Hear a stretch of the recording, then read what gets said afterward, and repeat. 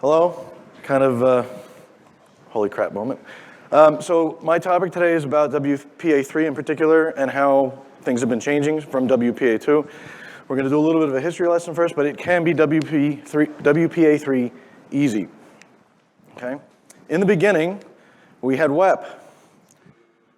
Okay? WEP. WEP didn't last too long because, as my buddy Jim said, it was, 10 seconds to be hacked with some chicken wire, some duct tape, and some bubble gum. Friends don't let friends use WEP. There might be a good reason, I can't think of one.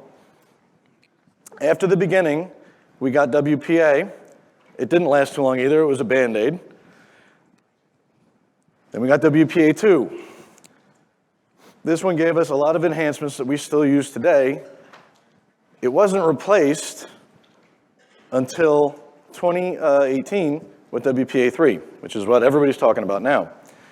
WPA3 introduced a whole lot of new stuff that JJ and Wes and everybody else has been talking about.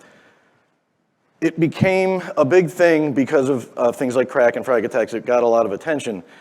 It's mandatory for Wi-Fi 6E and Wi-Fi 7, but it does work in all three bands. But WPA2 is dead, right? No. Just like legacy devices, WPA2 is still going to be sticking around for a while. Evolution is hard, okay? It's everywhere. Transitional networks are going to be around for a while because of that. You're not getting rid of legacy devices. You're not going to get rid of WPA2. Lots of clients have all these expectations. Enterprise customers leverage enterprise platforms to kind of work around getting the onboarding. That's been a thing for a while. But they're not always fast, they're not always frictionless, and they're not always affordable. With the move to WPA3, using an onboarding platform is it's going to become imperative, it's probably going to become inevitable, it's going to make your lives a lot easier. The challenge is with security. For the end users, they want it fast and frictionless. You want to support every device.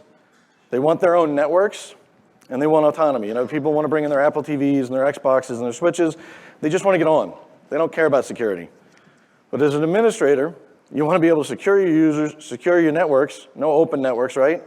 Limit the number of SSIDs. We don't want to see 16 SSIDs on every AP. And you want to be able to manage these customers. So you got to choose your path. You can have secure, affordable, or easy, but you cannot have all three. Then we have individual passphrase.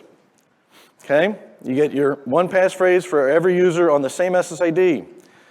It's great, but it only works on WPA2. It's a little bit of a problem when we're moving to WPA3, right? Before we get to the fix on that, these 60 APs that we're hanging up, they do a lot more. This is why WPA2 is not going away. That 60 AP handles 6E, but it also handles Wi-Fi 5, Wi-Fi 6, and even Wi-Fi 4. So we want to get this nice, shiny headset that does 6E on, but we can still get the older headsets on, we can still get the older devices on. These new APs are really, really powerful. Okay?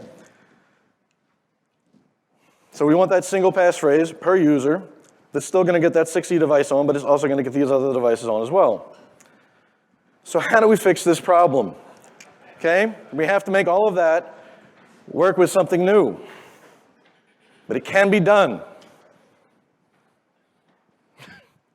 Okay? We've got some patented Canadian magic that is not a joke.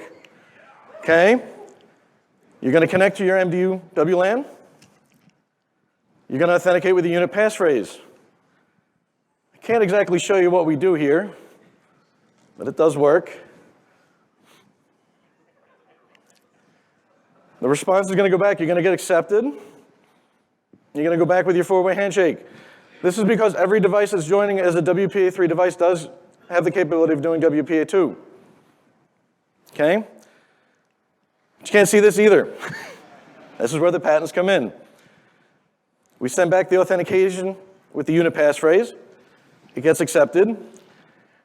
And that device that started joining as a WPA2 device is now joined to the network with all the fun stuff, the four-way handshake and everything, as a WPA3 device.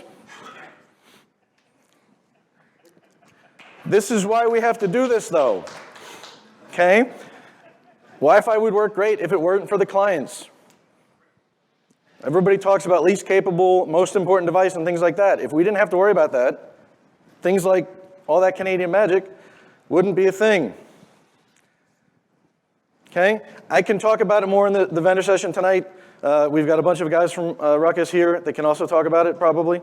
So if you want to talk about it with us, come see us tonight. And that's actually all I've got. So thank you.